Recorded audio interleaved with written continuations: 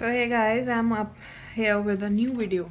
So we'll be discussing today with a treatment of hypovolemic shock. It is a very high yield topic for Usmle Step 2 CK exam. So basically, the first and the foremost important thing is that whenever a person with a road traffic accident comes to you, then you have to assume that he has a hypovolemic shock. Is his vitals are like unstable, so there would be a occult bleeding going on in his or her body. So you have to treat it like hypovolemic shock unless proven otherwise. So first of all, what would you do? So you will have a rapid infusion. You will rapidly infuse 500 ml of ringer lactate or isotonic saline. So this is a very important step in your emergency postings. Also, whenever you have postings in the emergency, it would act as an important step. Whenever a patient with bleeding or hypovolemic shock comes to you, you have to infuse 500 ml of ringer lactate or isotonic saline.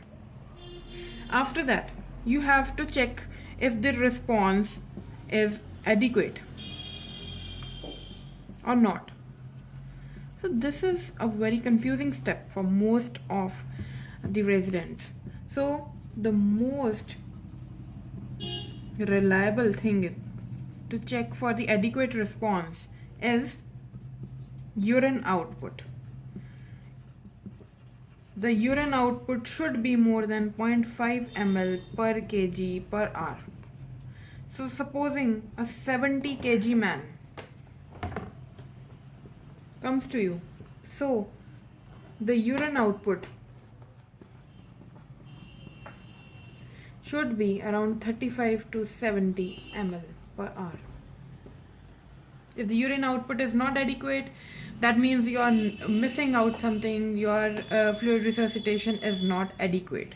Second is, if the patient is experiencing tachycardia, if the heart rate still increases upon your fluid resuscitation attempts. The third point is the blood pressure is being lowered. The blood pressure is still being lowered, or the central venous pressure is still being lowered. So you have to remember all these because these are very high yield for your Usmle Step 2 CK exam. Basically, in day-to-day life also of a physician, these steps are very important.